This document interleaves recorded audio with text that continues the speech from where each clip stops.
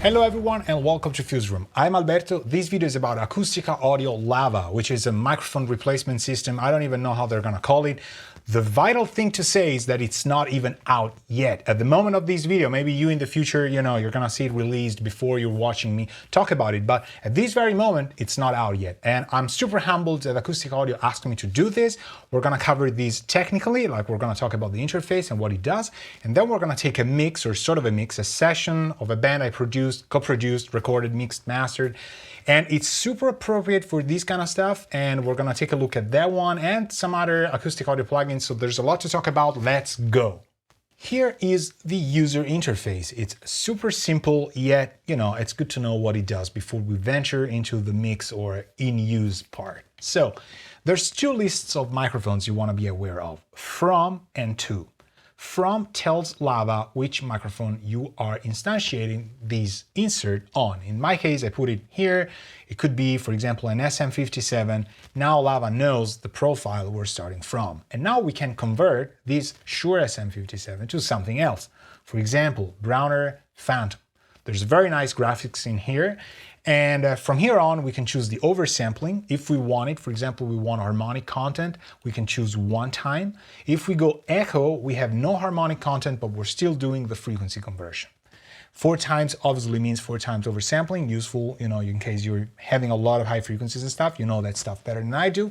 So when you instantiate 1 or 4 times, you can go change the input trim, which will alter the harmonic content of the transformed sound. So you might want to have more or less of the harmonic content.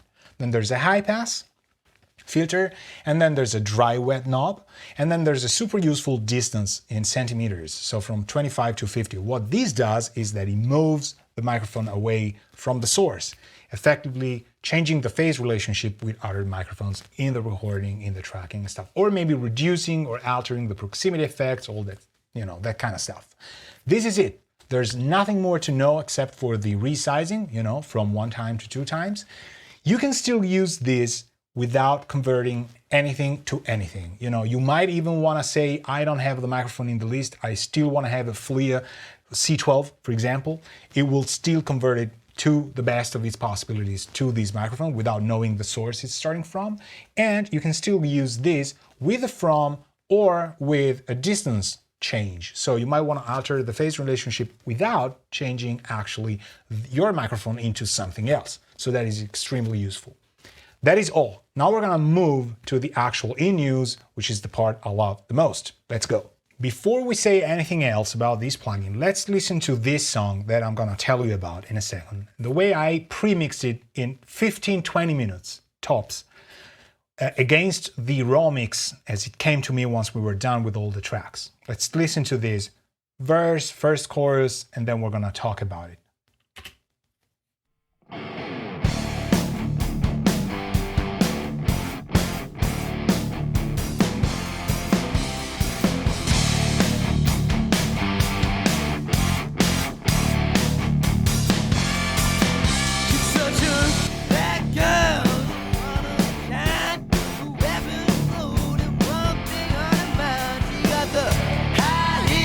Built to a pale, blood red.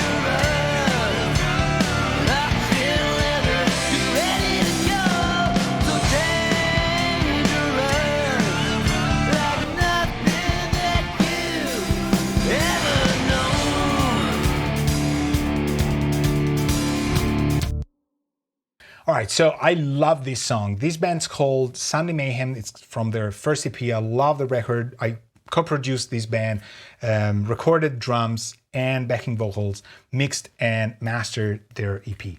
But they did guitars and lead vocals at the university where the singer was studying at the time.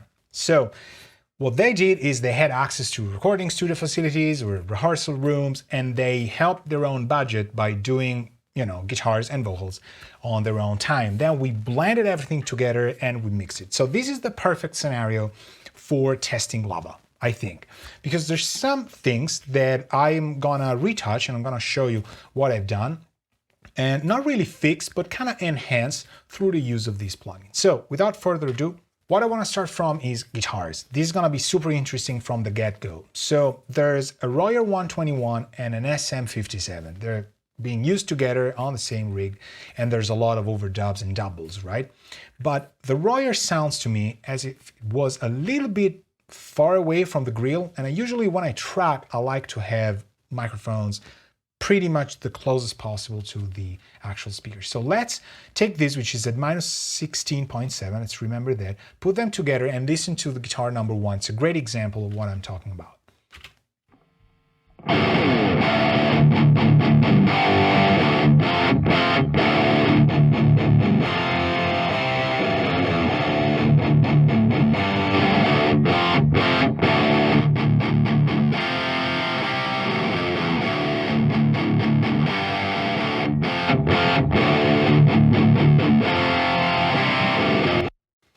So the Royer to me sounds like it's not exactly there as close as the SM57. I don't want to lose the second microphone. And we worked these out. We're not talking about salvaging the session, but can we make it better through the use of Lava? What I did here was I selected 121 in the from, and I then selected the D15 AKG. I love this microphone. I don't have one, but I love this. I've used it a lot, and it's just great. If you happen to find a pair, just grab it because it's great. But what it does here, it's not just the microphone type, which obviously is a lot more focused than a 121 at that distance, is that I then reworked the 35 sort of 40 centimeters. And there's a subtle difference in this, but I want to show it to you. What I'm gonna do for the comparison is I'm gonna do dry wet, just because there's less change in the gain of the two versions, the original and the wet, and it kind of helps me thinking about what's going on here. So I'm gonna make a B version so we don't lose this A, and in the B version I'm gonna play with this, and then I'm gonna re-add the distance. So let's listen to the Royer alone, what's doing with Lava and without. So dry first and then fully wet.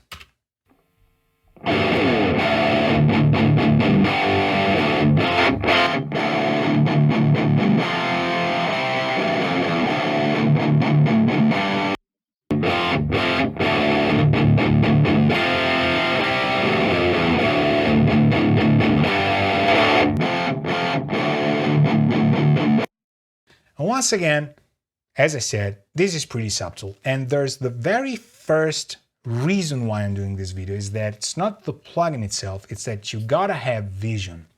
So as if you were recording this and choosing microphones and placements, you gotta have a vision for why you're doing this. It works with everything you're doing in music production, obviously. You have to do it for a purpose, but this is especially important with a plugin like this. So this sound I'm hearing, if I couple these with the 57, I'm gonna pair it with just enough volume. Let's listen to the difference now, because it wasn't that much of a difference, between the two mics altogether. But how about we do it with the 57?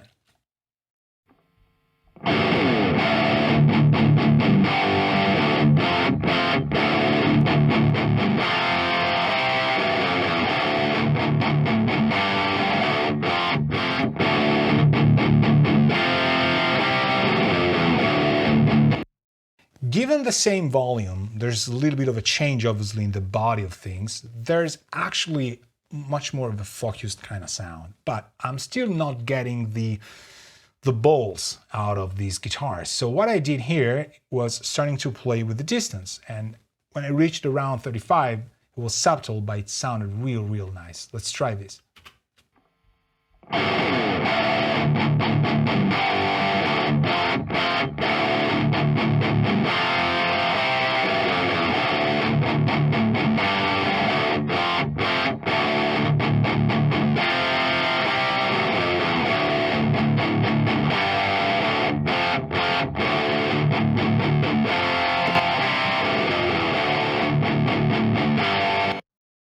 If you've tracked guitars in your life, it's more of a feeling at this point than actual mathematics, although obviously they're involved. There's something about this that just adds sort of a physical element to the guitars, like they're there in front of me, which is really awesome. And it's more of a wide spectrum thing. So how does the high part sound versus the low? There's more contrast, there's more bolts in the lowest parts, and there's more focus and concentrated, like a clearer image in the high mids. So this I kept. We're gonna back to the A with its original setting, and we're gonna go back to the -16 point whatever, 7 it was.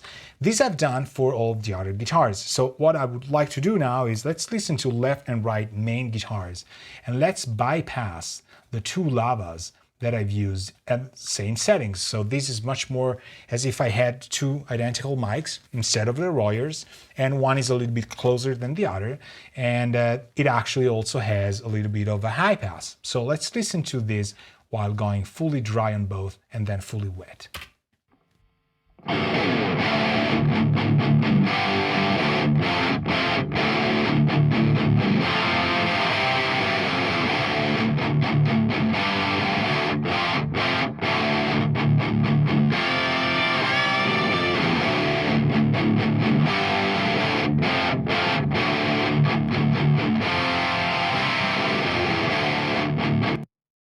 They are much more concentrated, cleaner, and much more of a wall of sound. Now, there's a lower frequency, like a low mids phaser or flanger in it. If you've tracked, I've done this mistake a lot before learning that. If you track your guitars too far from the grill and don't pay extra attention to the modes of the room and where you're tracking them and all that stuff, the notes the guitar is gonna play are gonna enhance, or in a good or in a bad way, the room, which is going to get tracked by the microphones that are farther from the cabinet. And this creates all sorts of discrepancies. I kind of hate that because you can't quite control it. It's fascinating how it gets dehydrated through the distance, the mic selection, the filter, and all of this. So the Royers are now supporting the 57, adding just enough, not too much, but they're a worthy second mic to have. It's a much ballsier guitar sound than what we would have with just 57s.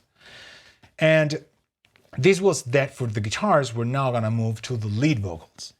These are the lead vocals in the second verse, the way I got them from the band when they tracked it, and I put it into a chain that I want to talk about because it's super important. Then again, we have a vision for it, but this is as clean as they came to me. She makes it so clear that she's in charge. Can't hold her down since she's been at large. She's always one step ahead of me and track. All right, now I'm going to talk about the chain I've devised for this. I've put these vocals through two compressors. So the yellow golden track is not actually going anywhere. It's got no routing, but it goes to two sends, one being Viridian and one being brown. So these two compressors together are actually giving me this sound. She makes it so clear that she's in charge. Can't hold her down since she's been at large. She's always one step ahead of me and tracks me down soon as I try to flee. I've lost so much. I just love this. Obviously, yes, there is a gain increase, but you can hear how well they pillow the vocal. And once we drop these into the guitars, the vocals are never going to be afraid of the wall of guitar. They're actually going to be what the singer does. They dominate the wall of guitars. They just, put them under their own control. And this is just great because it's got to be this rock star in the middle, and it's got to work with the wall instead of sinking into them, right? Into the whole of these guitars, they're overdubs and dual mics that we have, because it's around 12 tracks against one of vocals. Now, within this context, I also added a plate, reverb, and I think some kind of delayed plate or something. But what I wanted to do here was using a lava to change the 214 by AKG that I know for sure they used. I remember this pretty clearly, that Timothy, the singer, said, like, we used the 214 for vocals. And I was like, well, this sounds quite good. Sounds fantastic. I don't remember what preamp they tracked it through, but it sounded great. Now, I changed this to a phantom, and I want you to hear how this sounds. So we're gonna go full dry and then full wet. She makes it so clear that she's in charge. Can hold her down, and since she's been at large, she's always one step ahead of me and tracks me down soon as I try to flee. I've lost so much. I love the phantom for this. It just sustains so much. It just gives the vocals such a elevation. I think height is the word that the phantom does, the Browner. Beautiful mic. You hear the 214 being the 214. Like it has that sharp, rusty spike that makes it so radio ready and stuff, right? But why don't I want this? Why don't I want the vocal to be very present? You know, it would be better against guitars, and that's what you usually do. Well, because Vision, again, there's backing vocals supporting the very sharp kind of environment that the vocals would be in. So to create that contrast, I find the Phantom 2, it was just the mic that just stayed there, you know, on the verge of being too bright, never bright, but always enough. The only thing I've added afterwards, which I'm gonna turn on, is a touch like a preamp, like a Siemens, like a 72. And this I have to show you because it just sounds fantastic. Let's do it before and after. She makes it so clear that she's in charge. Can hold her down, and since she's been at large, she's always one step ahead of me and tracks me down soon as I try to. It completely sort of flips the environment in which the vocals sing, and without it, it just sounds like our head is put sideways. I don't know, just beautiful. So this setting goes through the compressors, through the effects and stuff, and contrasts, as I said, against the single backing vocals. So I'm gonna turn the backings on, and we're gonna hear what they do when I have the Phantom, and then I'm gonna go back to the 214. I'm gonna probably add guitars as well, so if you have a better canvas. She makes it so clear that she's in charge. Right, let's go back to the 214. She makes it so clear that she's in charge. All of a sudden, both the lead and the backings are leaning towards the presence area. I don't like this. I like how the Phantom just gives the singer everything. And it's a beautiful microphone. So with the guitars, especially with everything I've devised, my master plan, of course, this sounds even better. So we're gonna start with 214 and then we're gonna go full wet. She makes it so clear that she's in charge. Can hold her down, and since she's been at large, she's always one step ahead of me. Tracks me down soon as I try to flee. It's an aura somehow. It's just a halo, but it's just fantastic, you know, with one plugin. And it's a very elusive factor, and it's kind of hard to get by equalizing or compressing, all that stuff. So it just gives the singer more room to breathe. Look at how much of a high pass I've gone for, but you know, 175 just sounds great, kept it that way. The other thing I've done for the lead vocals is just an effects track. This is just awesome. And what it does is just, it creates a different sound like a speakerphone. And I'm gonna have you listen to the vocals the way they came, and then we're gonna listen to it with this effect at 30% and then with the full chain. So raw vocals first. She screws me over and she fucks up my world. She's a back-hearted succubus, such a vicious girl. We're still going through the compressors, right? Brown Viridian combo. We're not leaving that. That's my vocal sound, right? That's where I'm going through. But with the copperphone, she screws me over and she fucks up my world. She's a back-hearted succubus, such a vicious girl. She busts my balls till I'm ready to burst. If I'm going down with her. Right? So if I keep these at around 30%, the speakerphone effect goes through stuff. Viridian, some delays, rust as well. Hear how it comes out. She screws me over and she fucks up my world. She's a back-hearted succubus, such a vicious girl. She busts my balls till I'm ready to burst. If I'm going So these would be to taste. I still think 30 to 70 is kind of nice, and it just has that added effect we're gonna hear and listen to at the very end. So this is the two things I've done for vocals as effects. I've added this copper phone thing to another effect that you're hearing, this sort of delayed plate thing. It's a delay plus reverence, but it starts off as a 100% copper phone. So these I really like as a sort of an effects microphone. Sometimes you track with another small mic that has a lot of character, right? This is kind of something that was missing. So yeah, on to bass. So bass itself came to me as just one track. I think they did just a DI. So I changed this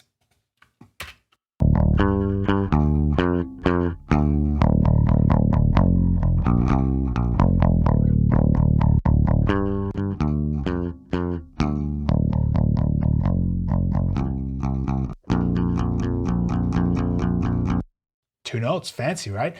It's got a lower registry, it's just got more of a heft to it. But I was missing some sort of high-end, high-definition parts, because that's super important sometimes with these kind of genres to kind of help the song get driven by the high frequencies of the bass as well. There was no bass amp. So I created one with a 613, really nice, and some Viridian. So what I'm gonna do is I'm gonna engage the amp, sort of amp that I created, and you're gonna listen or hear the difference between the original DI and this kind of sharper thing. So I took the fingers, the high part of the fingers out with rust, and now I'm adding it back with these.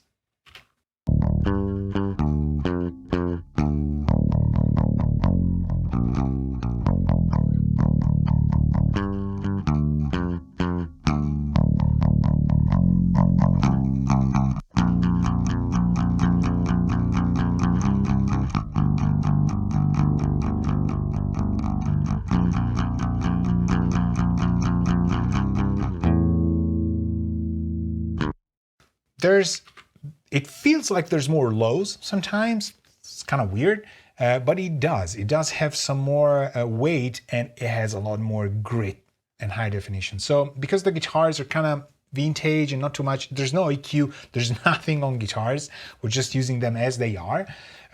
This bass kind of adds a little bit that is gonna be, you know, it's gonna go a long way with small speakers and that stuff. So that's all I've done on bass. Let's move on to drums. Drums are gonna be super fun. We have room mics that are at Fuse Room. We track these at my studio, and we had these two Lawton Atlantis far away in the room. I've always done that. It's over 5 meters, and they sound like this.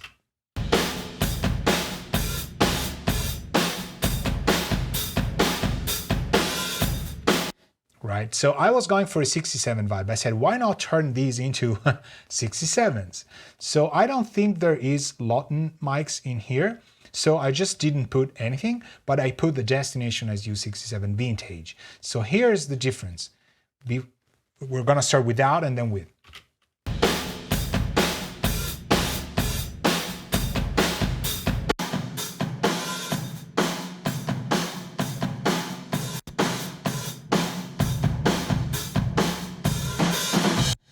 Right? So I made a B preset so we can go again without and with, because it's fascinating. I told you drums would be fun.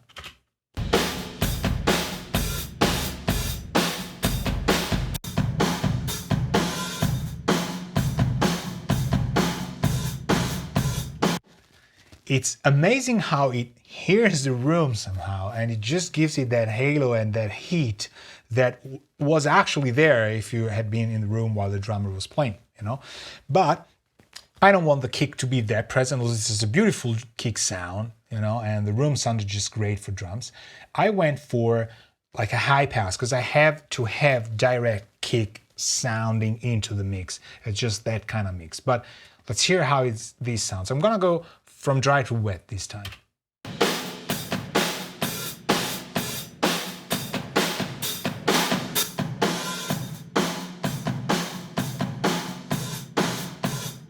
Right, it's incredible, and this was really a turning point. I said like, wow, okay, this feels great.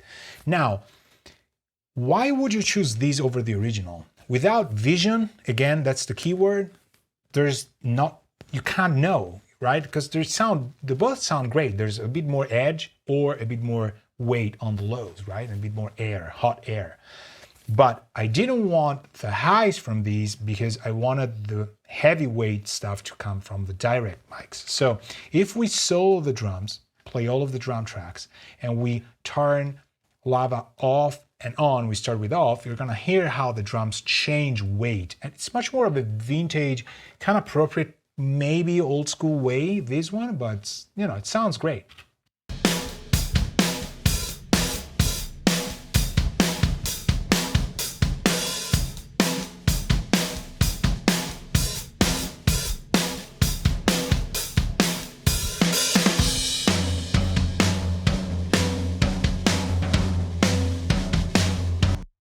Right? There's a different air. If you concentrate on the snare, you can hear how the snare kind of changes topic, right? It's really, really cool.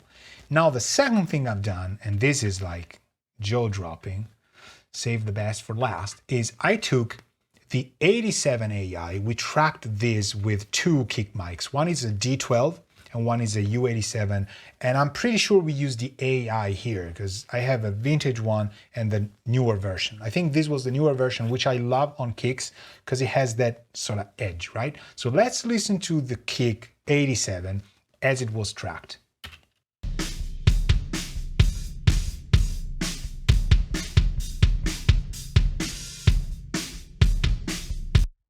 And now 47.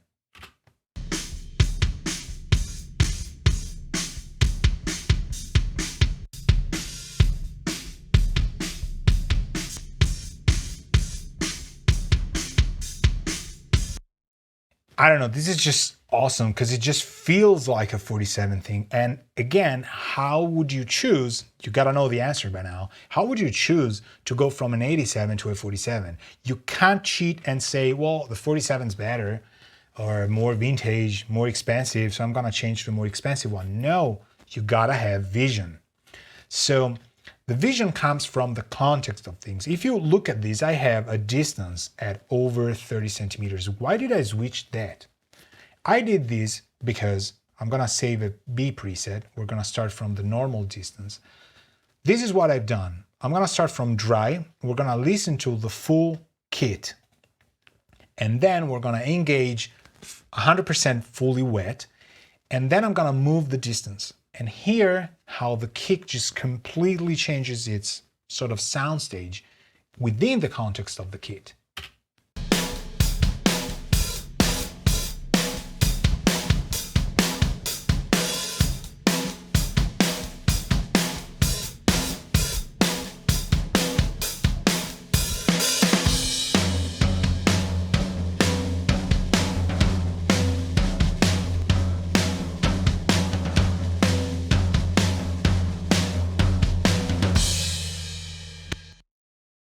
Again, how different it is. Well, it is pretty different if you talk quantity, like in the sense of color and taste. It's not, in terms of quality, not that much, but it completely drops the kick one octave. There's something in the frequency changing. There's something about the distance.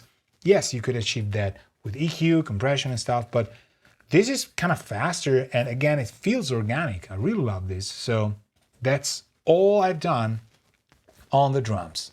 So this is everything I've done with Lava in this song. Now, it would be interesting to listen to like the second chorus without Lava and with, while keeping everything exactly the same. I'm curious to hear if there's like a consistent difference, if it's a taste thing. Let's just try these out.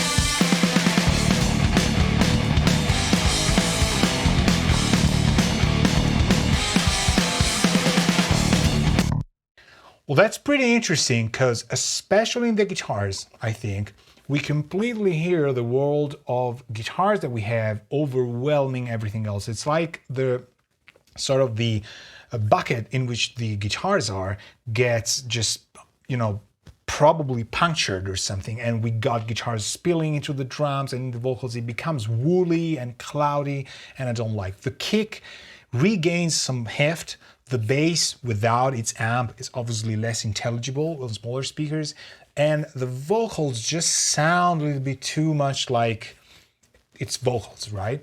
They have a little bit more of a contrast. And again, it's not about how good they sound by themselves. It's more about how they integrate with the backings and stuff. So the moves I've done. Now, as a very final bonus part, we're gonna listen to the special, the middle eight, and we're gonna go and bypass my mix bus so we can reach probably the end of the song and just kind of enjoy everything we have and just let the song end as a conclusion to the video.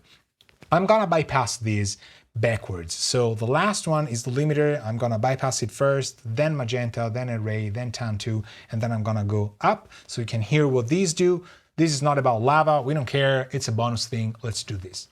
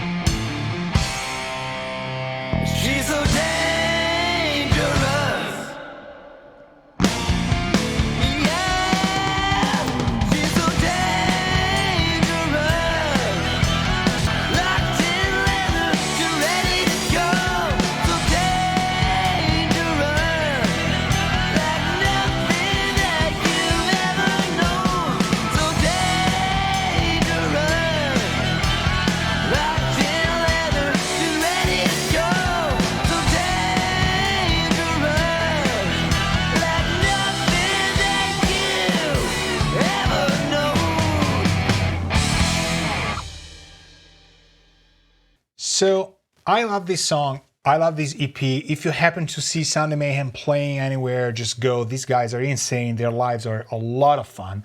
And I remember when we heard the different takes that we had done for backings and things all together. I remember Timothy the singer telling me, like, when I sang this song, I was like, I couldn't do it, and one of the takes that we like the most are the ones where my voice broken and stuff. But we like it because if you listen to the lyrics and you feel me singing exhausted and out of strength and just completely out of juice, for lack of better words, this is perfect. It's just perfect for the lyrics, for the song itself. It just handles itself better to the message of the music. So also another thing, you might have noticed that it's a hotter session track-wise. The single tracks are kind of hotter than I usually run them at. And this, if it was a mixing situation that I have done, for example, for them, I would probably lower them. A lot of you know how I do this. But why is it that hot? Well, I have a lot of fader movement in here, like track fader, which I wouldn't have, that quantity, that much. But this is because it shows you that lava can work at hotter signals. The guitars and bass were tracked at the university and they tracked them pretty hot.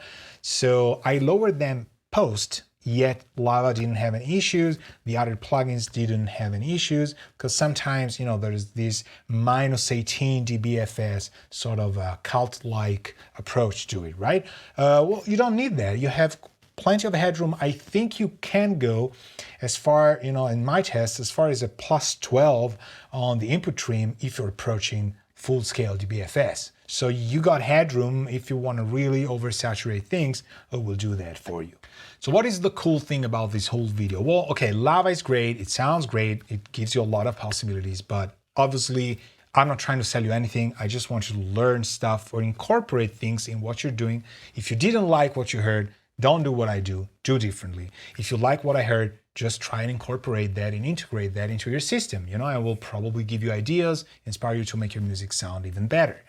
The thing is, with Lava, as with every other tool, you do need vision. If you change stuff just because you change stuff, it's not gonna give you anything better. You might get lucky probably, and for these songs specifically, you might be able to pull it off. But honestly, it's about the context. And you saw it in the guitars, you saw it in the lead vocals, you saw it in drums and bass. Everything I did in terms of changing microphones in a session that really works already was to kind of get the message of the music to convey better, which is the utmost important thing you have to do as a mixing engineer. It's not your message, it's their message, but you help them, reach out the audience and the heart of the audience in a better way. So I hope this was useful to you. And again, that you can probably try and take bits and pieces of what I've done and make your music sound even better than it does already. See you next time. Thank you for staying with me. Ciao.